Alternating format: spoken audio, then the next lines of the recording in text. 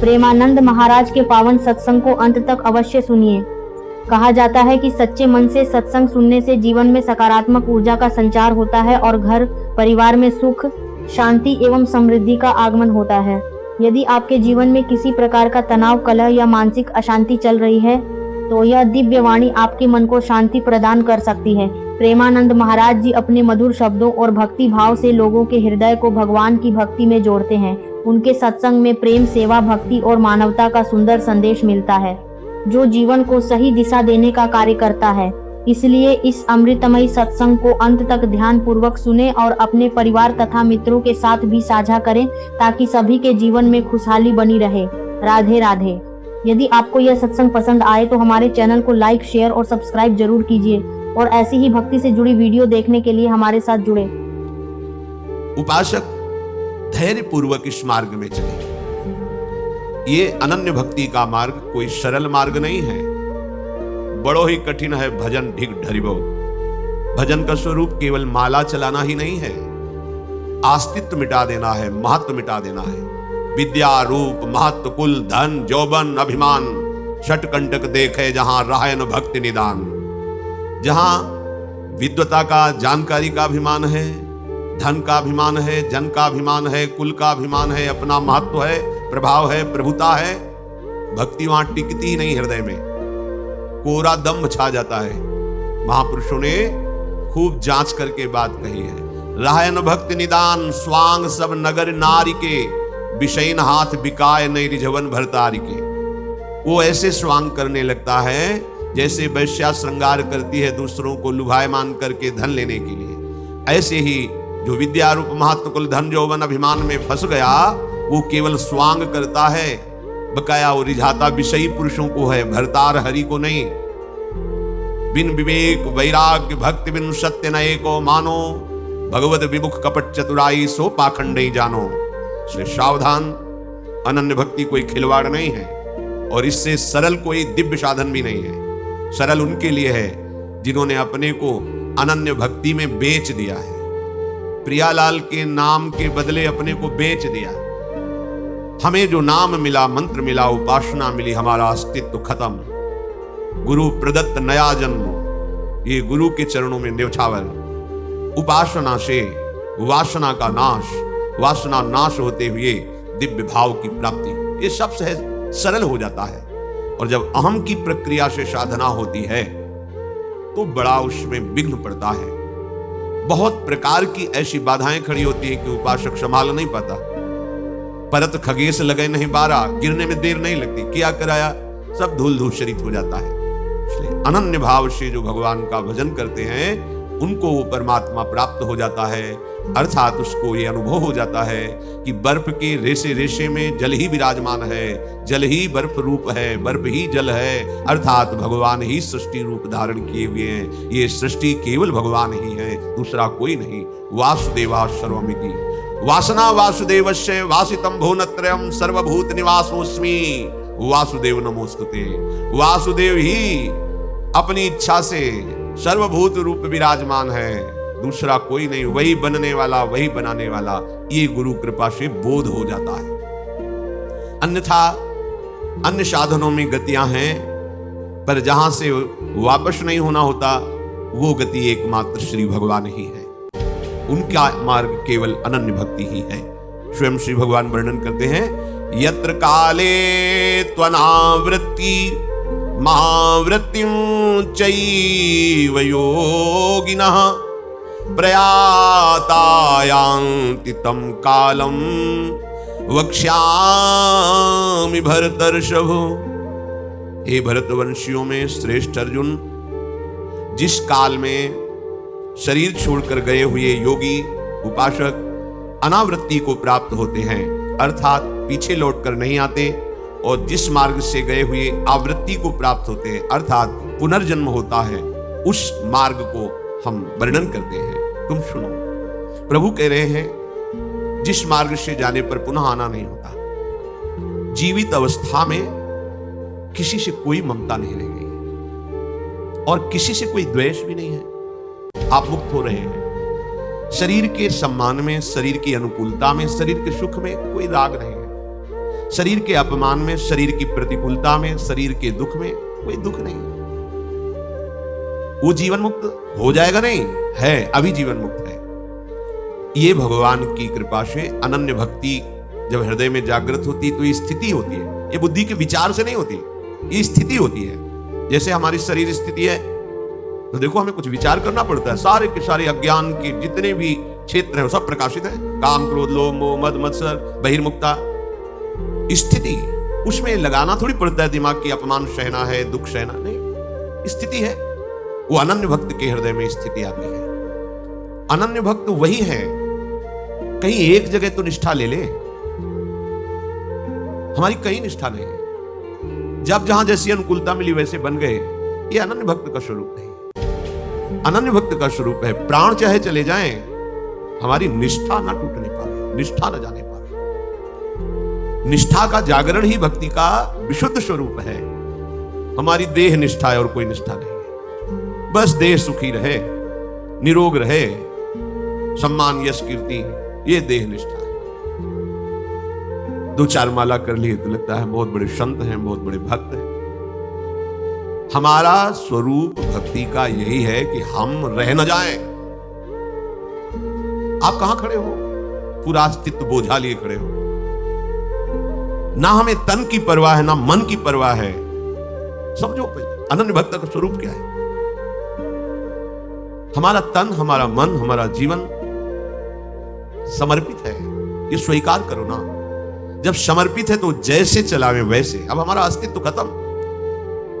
एक भ्रम बना रहता है कि मैं साधना के द्वारा कुछ प्राप्त कर लूंगा, इसमें कुछ नहीं मिल रहा, क्योंकि मूढ़ता छुपी हुई है।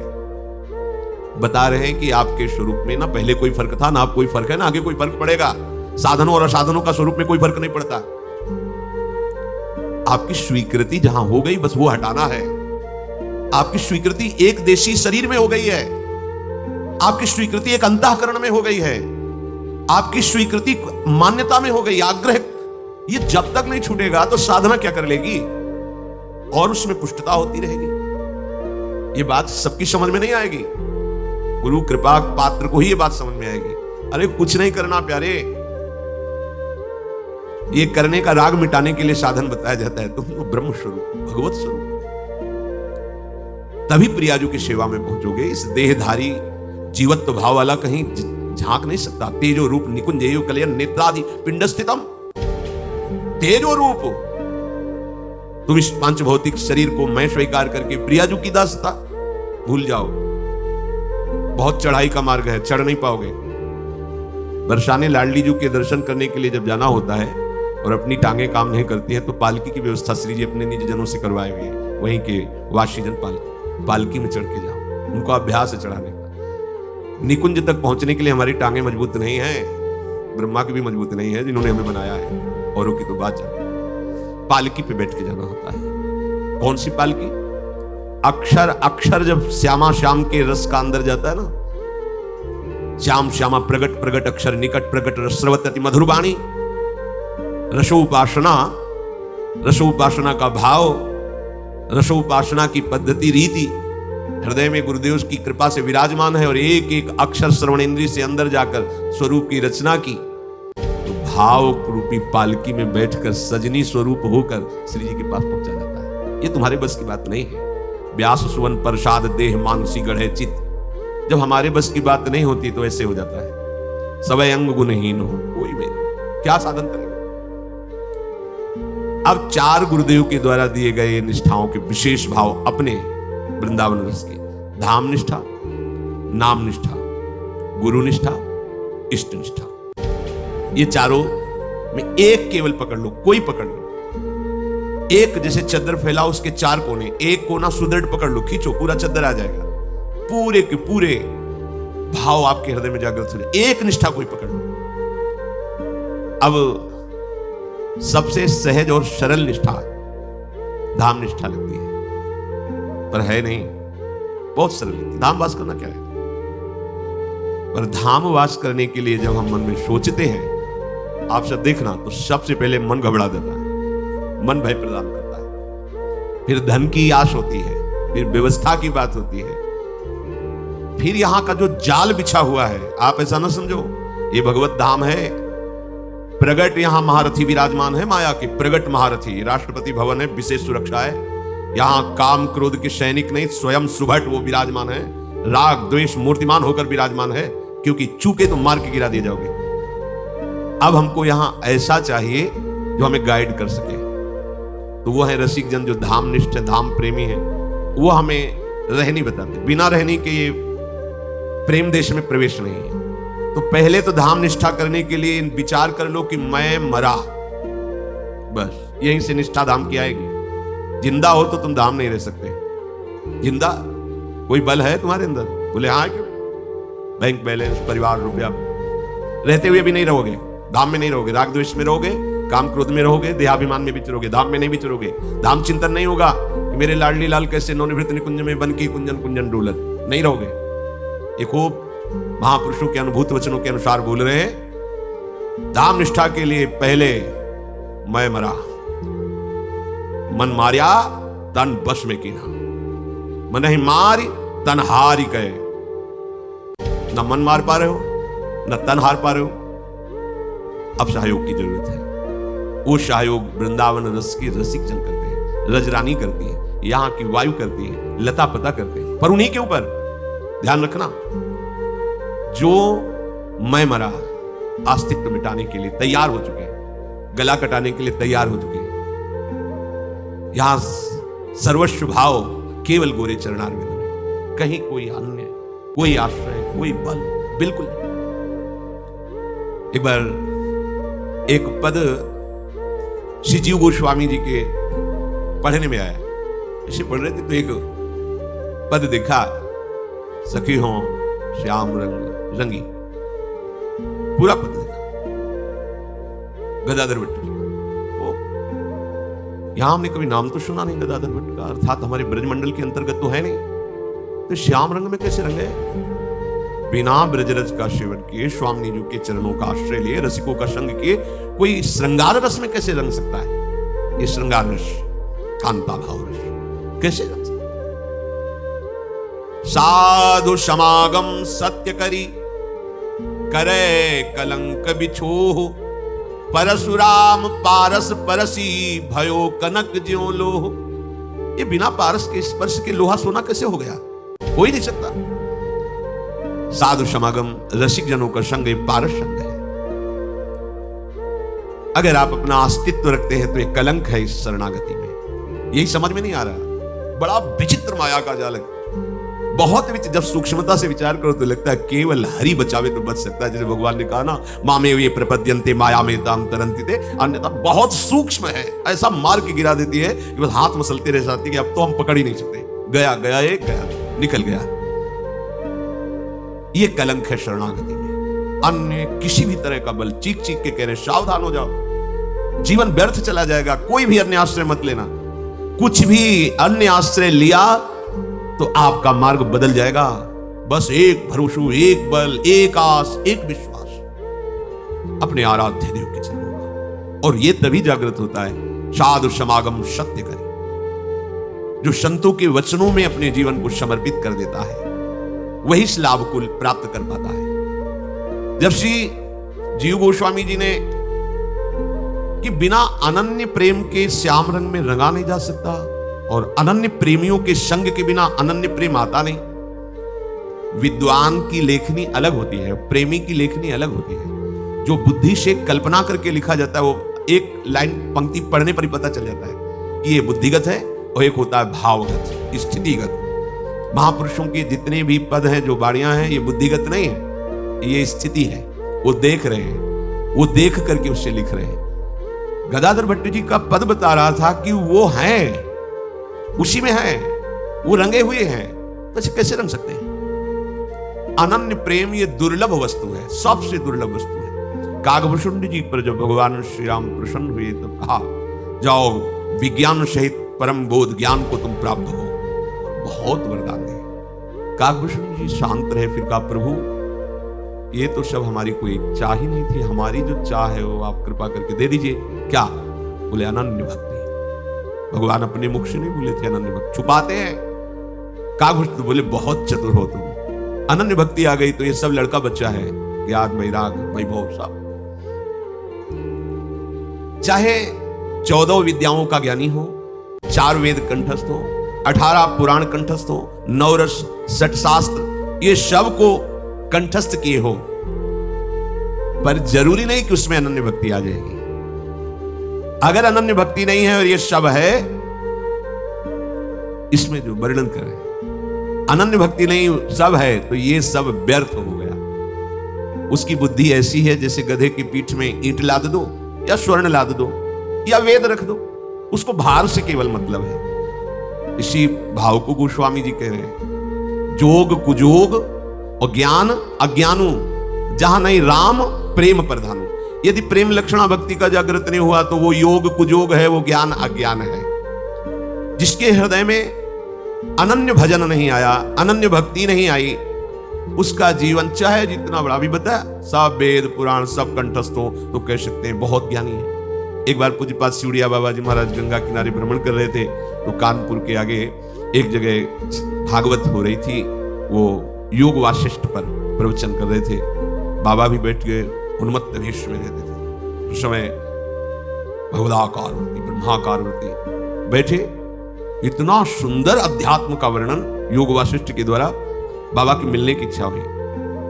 जब वो प्रवचन से हटे तो मिले और कहा कि सत्य बताना, जो तुम बोल रहे थे क्या तुम्हारा अनुभव है इसमें? तो उनका नहीं महाराज, मैं तो केवल शास्त्र का ज्ञान वर्णन करता हूं, मुझे इसका स्वाद नहीं मिला है।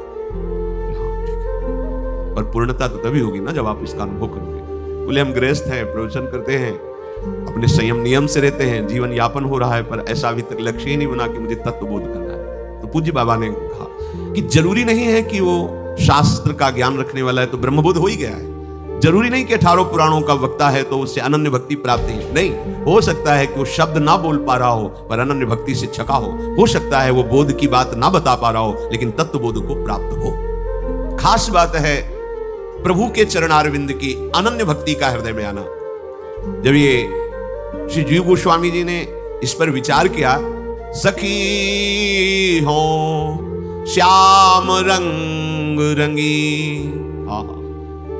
देखी बिकाए गई वह मूर्ति, सूरत माही पगी, सखी हो श्याम रंग रंगी, संग हु तो अपनों सुपनों सोई रही रस खोई, जागे हुआ आगे दीखी परे सखी, नेकु न न्यारो होई, एक जो मेरी अखियन में निश्चिद्योस रहो करी भौन, गाय चरावन जात सुन्यो सखी, सोधो कन्हैया कौन, कासु कहो कौन पति आवे कौन करे बकवाद, कैसे कहो जात गदाधर गूंगे को गुड़ स्वाद, सखी हो श्याम रंग रंगी।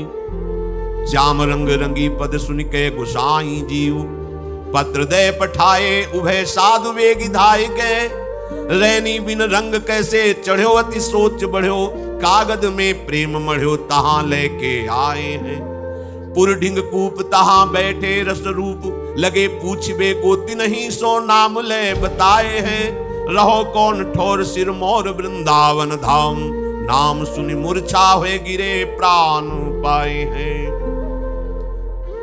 जीव गोस्वामी ने पूरे पद पर विचार किया कि ये कोई तुकबंदी नहीं, जीव भाव नष्ट नहीं हुआ, देह भाव है। बुद्धिगत जो पद रचना होती है वो रसिकों की सभा में आदरणीय नहीं होती। जो स्वरूप बोध संपन्न समाधि में देख रहे हैं वो पद, ये जो स्वामी जी महाराज, हितजू महाराज, हरिराम व्यास जी, श्रीभट्ट देवाचार्य जी, हरिव्यास देवाचार्य, ये जो महामहिम ये देख रहे हैं, जो देख रहे हैं वही लिख रहे हैं, कल्पना नहीं है। या पद पढ़ करके उनकी कुछ शब्द चुरा कर उनको लिख लेना है कोई, जो देख रहे हैं ये स्थिति है। तब तक कलम नहीं चलानी चाहिए जब तक आप चलाने योग्य हो। जब कलम चलाने योग्य न रहना तब ये लेखनी उठती है। समझ में आई? पहली जब तक आप में लिखने की योग्यता है तब तक लेखनी मत उठाना। जब लिखने लायक नहीं रह जाओगे तब जो लेखनी उठेगी वो असली लेखनी होती है, क्योंकि वो स्वयं बैठ के लिखाता है। उसकी सामर्थ्य कहां है? 20-20 घंटा भाई जी केवल सोच का पात्र मार्जन कर रहे हैं। 20 घंटे उसमें कलम खोल के रखी, होश खत्म। क्या लिख गया बाद में खुद पढ़ रहे हैं, क्या लिख गया, श्याम सुंदर ने क्या लिखा दिया। जब तक मैं लिखता हूं तब तक वो लेखनी नहीं है, जब वो लिखता है तो मैं होता नहीं है।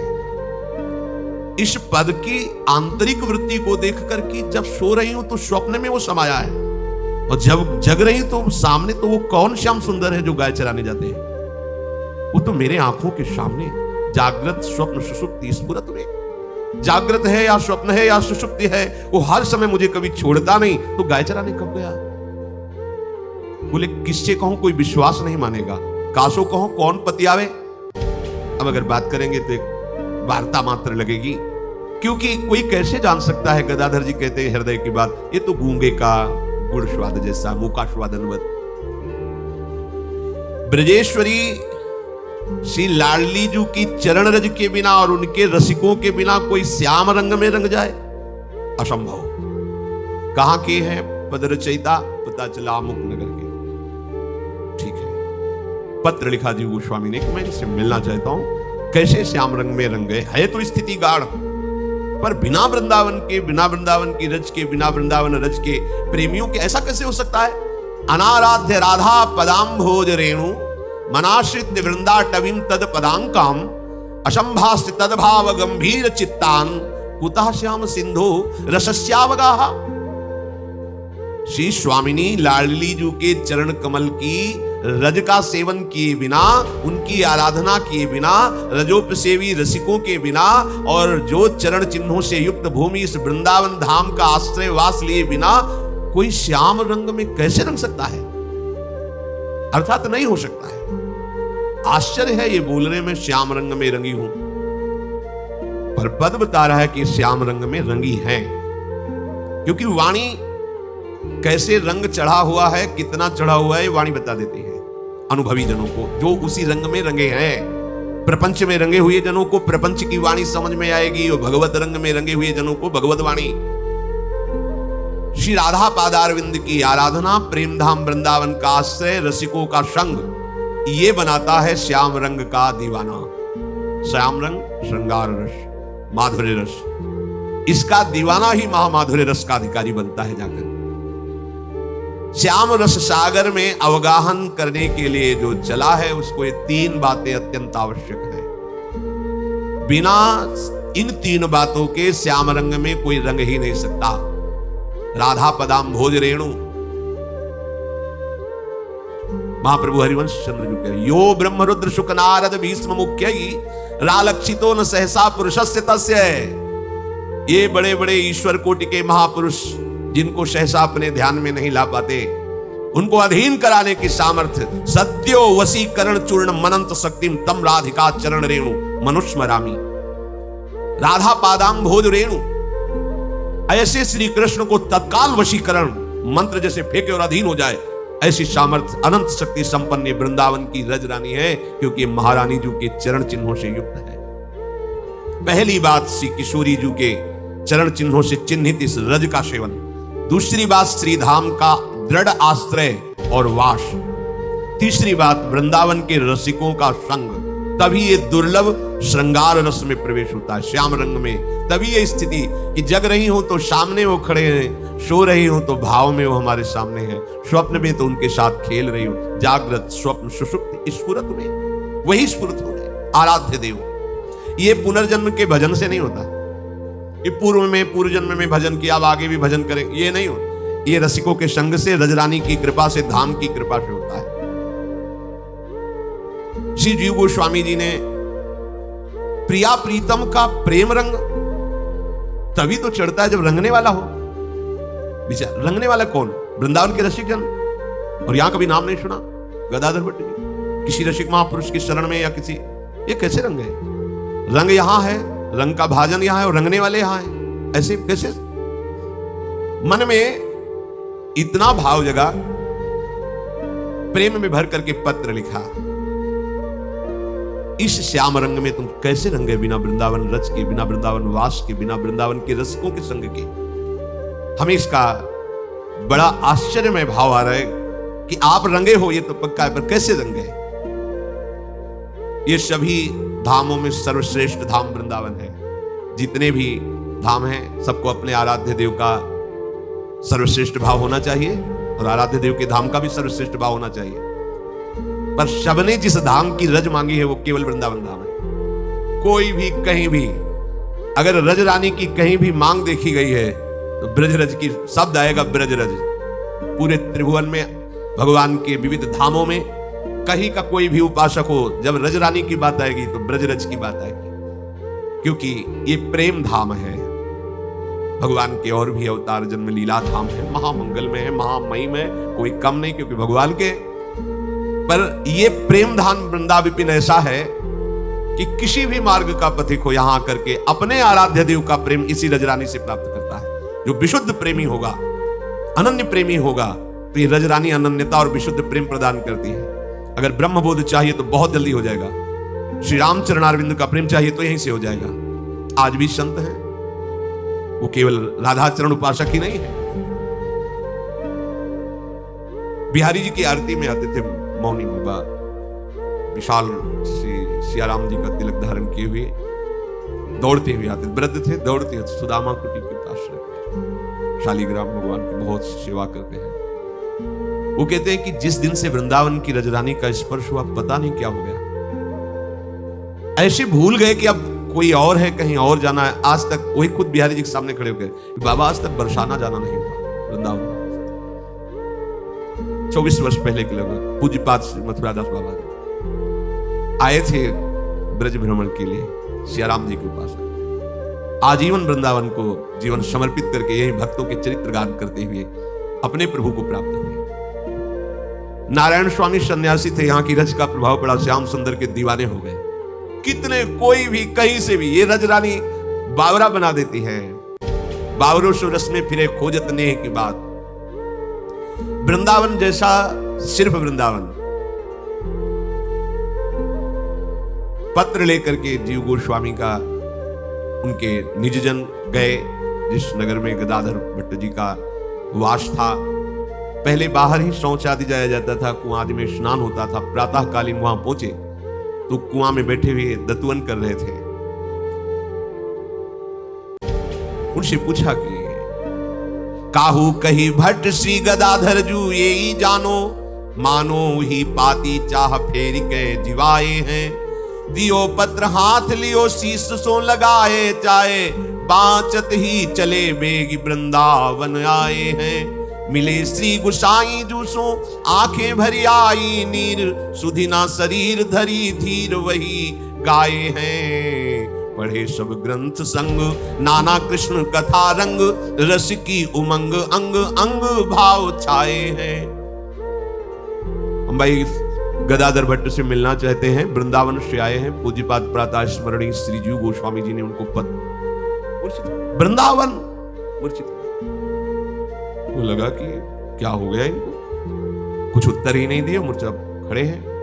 कोई आसपास तो दूसरे लोग जब कुआं में जल लेने आए, वो भाई इनको क्या हो गया, तुम्हारे गांव में कोई गदाधर भट्ट जी रहते, उनके लिए हम पत बोले, ये गदाधर भट्ट जी तो है। मूर्छित हो गए देख कर आश्चर्य। वृंदावन नाम सुनते ही हम वृंदावन से, यह है आश्रय। बोले वृंदावन का आश्रय कैसे लेना चाहिए, ऐसे जीवन है वृंदावन, प्राण है वृंदावन, सर्वस्व है वृंदावन। जैसे कोई प्रियतमा अपने माने हुए प्रीतम का चिंतन कर रही है और उसका संदेशा आ जाए कि तुम्हें उन्होंने बुलाया है, तो कैसा लगे। आज तक हमने देखा नहीं, केवल सुना और सुनकर उनको मान लिया और उनके लिए जीवन समर्पित, उनका संदेशा आया है, क्या हालत होगी उसकी, जिसने अपना जीवन समर्पित कर दिया है, जिसका प्रीतम है वृंदावन, जिसने वृंदावन से प्रेम किया है। हमारा सर्वस्व वृंदावन, प्राण वृंदावन, जीवन वृंदावन। हम वृंदावन से आए हैं संदेशा लेके, सुनते ही मूर्छित हो गए। जब ये पता चला कि यही श्री गदाधर भट्ट जी है, तब उनका वो जो पत्र पढ़ करके आश्चर्य हुआ था, वो बात चली गई। जो इतना वृंदावन का प्रेमी है, इतना गाढ़ आश्रय है, उनके लिए ऐसा प्रेम दुर्लभ नहीं है। जल से मुख प्रक्षालन किया, मूर्छा दूर हुई, उठ कर बैठे, पत्र दिया कि पूज्य श्री जीव गोस्वामी जी ने आपके लिए। बार बार हृदय को संभाल रहे हैं कि वृंदावन का प्रेमी अपनी स्मृति में मेरे को लाया। मेरी ये केवल लाडली की, ये धाम की कृपा। वृंदावन के रसिकों का चित्त कोई धर्मशाला थोड़ी है कि आपका चिंतन हो जाए, आपके विषय में वो सोचे। नहीं नहीं, वो श्री जी का निज घर है, उसमें इतनी फुर्सत नहीं है वहां कि तुम्हारा चिंतन हो। अगर होता है तो केवल लाडली जो आप पर बरस रही इसलिए होता है, वो कोई धर्मशाला नहीं कि जो चिंतन आते रहे। जैसे आप हैं, अगर आपकी अनन्य निष्ठा जागृत नहीं हुई, अनन्य भाव, अनन्य प्रेम आराध्य देव में नहीं, तो देखो जहां है वहां स्वाभाविक चलता रहता है, स्वाभाविक प्रतिपल अनवरत चलता रहता है। जब तक चेतना है, देख लीजिए, किसी व्यक्ति का, किसी वस्तु का, किसी स्थान का राग द्वेषात्मक चिंतन चलता रहता है, देख लो।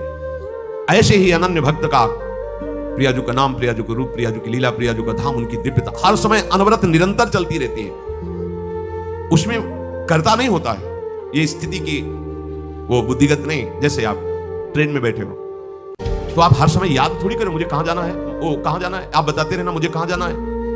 वो बैठा है, याद, गाड़ी चल रही है, यात्रा हो रही है, जाना कहां है याद भी नहीं कर रहा है, कहां जाना है भूल भी नहीं रहा है। वो रट थोड़ी रहा कि मुझे मुगल सराय जाना है, वो मुगल सराय जाना है, नहीं जा रहा है, कहां जाना है याद भी नहीं कर रहा है और भूला भी नहीं है। ऐसी कुछ स्थिति होती है। वो भजन कर भी नहीं रहा है क्योंकि करता रह नहीं गया, तो हो क्या रहा है, अनवरत भजन हो रहा है। अब ये कैसे, ये स्थिति में होता है। पहले तो तुम्हें स्थिति लाने के लिए नाम श्वास दो बिलक चलत है, इनको भेद न मोको भावे, श्वास ही नाम, नाम ही श्वासा, नाम श्वास को भेद मिटावे। यहां तक आपका अधिकार है, मिटावे आप करो। फिर आगे रोम रोम और रग रग बोले, अब अधिकार खत्म, मैं करता गया, अब रोम रोम और रग रग बोले, तब कछ स्वाद नाम को पावे। इसी तन में वृंदावन, इसी तन में प्रियालाल की दिव्य लीला निरंतर अनवरत चलती है। जिन उपासकों ने भेद मिटा दिया, नाम श्वास एक हो गया, नाम प्राणों में बस गया, हर नस नाड़ी बोल रही राधा राधा राधा, बस सुन रहा है वो।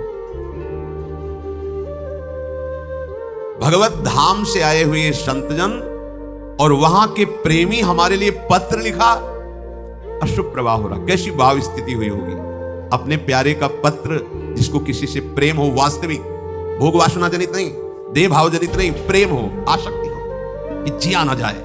जब उसका संदेश आता है तो वही जानता है कैसा लगता है, क्या दे दूं, निहाल हो जाता है हृदय का एक एक रोम प्रफुल्लित होकर के, द्रवित होकर अपने आराध्य देव, अपने प्रीतम की तरफ। वृंदावन के रसिक हमारा चिंतन कर ले, बस हो गई सारी बात, हो गई सारी बात। जब उनके ध्यान में प्रिया प्रीतम हो और आपका चिंतन आ जाए, कटे कर्म बंधन संसारी, उसी समय जन्म मरण के संस्कार सारे भस्म होते। तभी तो कहा जाता है कि रसिकों का संग करो, कभी कृपा कोर हो जाए। कि जब प्रियाजू से बात कर रहे हो उस समय आपकी बात छिड़ जाए, लाडली जू आपका एक जन है, बस हो गया। हाँ, भाव में भरे हुए वैसे ही लोटा बाल्टी सब छोड़ दी, चल पड़े। यह है वृंदावन का समर्पण। अब प्रीतम का बुलावा आया है तो घर में थोड़ी लौट के जाके बताना है कि हम जा रहे हैं वृंदावन। सुनो, अब देखना तुम सब, हम जा रहे हैं वृंदावन। वहीं से कुआं से ही चल पड़े। सीधा हम वृंदावन उमगते हुए आए। आनंद मगन वो दोनों संत जन है जो पूज्यपाद श्री जी गोस्वामी जी ने भेजा था। श्री वृंदावन धाम की, ये धाम है मेरे प्रिय। कैसा लगता है जब पहली बार वाराणसी से आयो, मथुरा स्टेशन, जीवन में पहली बार तो सुना श्री कृष्ण की नगरी में आपका स्वागत है स्टेशन में। तब कैसा लग रहा था, ऐसी उमगन, ऐसा बड़ा लीला होता है ठाकुर जी का। ये तो अपने पास रहता नहीं था, संन्यास वेश में तो स्पर्श करना भी नहीं, ऐसे हमें बैठा दिया था। मथुरा कहा है, कभी जीवन में देखा नहीं था। तो कुछ लोग बैठे ऐसे चर्चा कर रहे थे, उनमें से गलत बोल रहे थे शास्त्र के विषय में, थोड़ा में से बोले, उनमें प्रभावित 5 रुपया निकल। कहाँ जा रहे हो? मथुरा। हाँ, मथुरा तो हम भी चल रहे हैं। तो उनका चलो अभी पूछने की जरूरत नहीं होगी कि मथुरा आए तो हमें बता देना। कहाँ रुकोगे? हमें पता नहीं। वैसे तुम्हें जाना कहाँ है? उनका चले तो वृंदावन के लिए। वृंदावन में कहाँ? रमण रेती नाम सुना था, वृंदावन का नहीं, वो गोकुल की रमण रेती, वो रमण रेती। अच्छा अच्छा, तो रात्रि आप हमारे साथ रुक जाइए, ठीक है। तो हमें याद है वो स्टेशन में उतरे, परिवार उनके साथ था, वो लाए और जहां हमें बैठाला बाहर वहां लिखा हुआ था राधेश्याम गेस्ट हाउस मथुरा।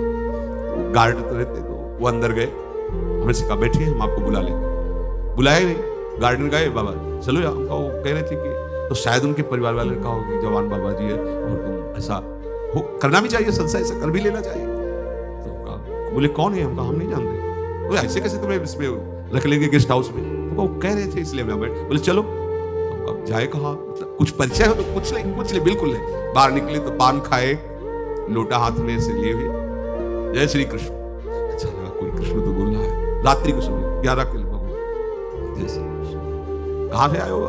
ऐसा सौंदर्य था स्वरूप का, शिव स्वरूप, जटा त्रिपुण, लाल वेश, कमंडल हाथ में। कहाँ से आए हो बाबा? तो काशी से। बोले नजर आ रहा है काशी से आए। कहाँ रुकोगे? हमें पता नहीं, वो एक ऐसे लाए थे यहाँ से। बाबा जी मैं द्वारिका का निजी पुजारी हूँ।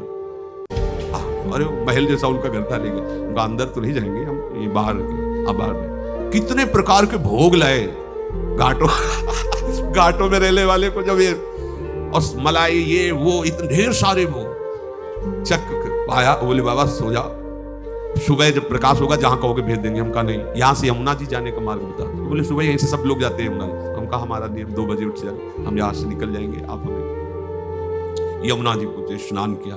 वहां से पूछा कि यहाँ दर्शन कहाँ? तो मथुरा जन्म, कुछ भक्तजन मथुरा जन्म घूम जाए। वहां जी ही केशव देव जी को देखा, पहला दर्शन ललित त्रिभंगी श्री लालजू का, ये तो सदैव शिवलिंग का दर्शन और आराधन और अनन्यता भगवान शंकर की।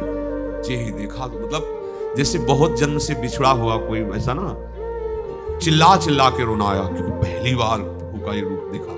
और वो ऐसे मतलब जब वो घसीटना चाहते ना तो कुछ उनकी लीला ही अलग होती है।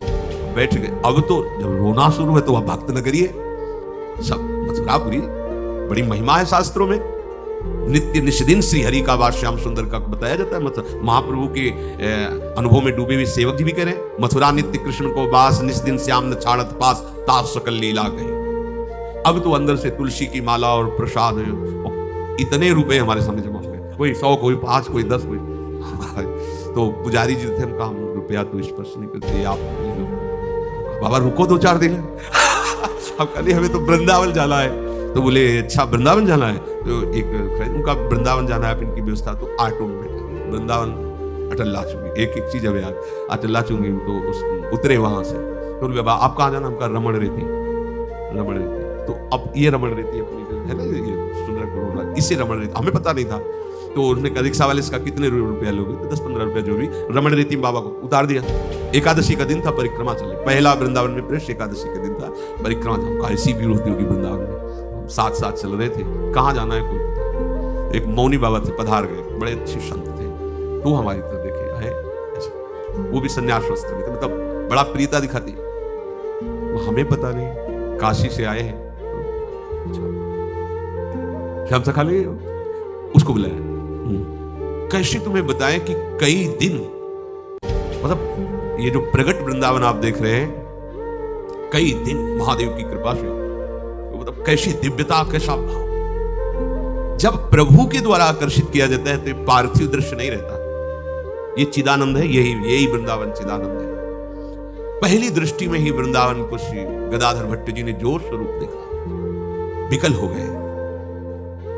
वृंदावन को वृंदावन के भाव से आना, कभी मनोरंजन और शहर भाव से मत आना। पूज्यपाद श्री निम्बारकाचार्य जी महाराज, श्री जी महाराज पहले जब आते तो गाड़ी से पहले उतर कर वृंदावन को प्रणाम करते, रजरानी माथे पे लगाते। बहुत ये प्रियाजू का महल है, बहुत जितना तुम आदर करोगे, जितना भाव से देखोगे, उतनी वृंदावन प्रकाशित हो जाएगा। यहाँ कोई स्त्री पुरुष नहीं रहते, ये सब बाह्य दृष्टि, यहाँ केवल सखियां हैं। बिना कृपा के आप मन से भी नहीं सोच सकते, तन से आने की तो बात जाने दो। आप हमारी लाडली जू के निज कृपा पात्र हैं, तभी आप आए हैं। ये मत सोचो कि हम पैसे से आए, श्री राधिका कृपा बिन शब्द, पर यही कि आप कृपा का आदर नहीं करते, आप पैसे का आदर करते हो, आप व्यवहार का आदर करते हो, आप परिचय का आदर करते हो। आप श्री जी की कृपा का अगर आदर करो तो आपको बात समझ में आ जाएगी। श्री गदाधर भट्ट जी को कितना सुख मिला होगा जब जीव गोस्वामी जी के दर्शन किए होंगे। ये सब महामहिम, मतलब प्रभु और इनमें कोई अंतर नहीं। पूज्य श्री रूप जी महाराज, श्री सनातन जी महाराज, और उनके ये वंश में भी हैं। अनूप जी के पुत्र हैं श्रीजीव गोस्वामी जी, और वैसे शिष्य हैं। देखो कैसी निष्ठा, जब ऐसी महिमा को प्राप्त है तो निष्ठा कैसे। एक दिग्विजयी आया था और पूज्यपाद श्री रूप गोस्वामी जी के पास पहुंचा। रूप गोस्वामी जी की बुद्धि को क्या कहना, जिस बुद्धि से महाप्रभु चैतन्य देव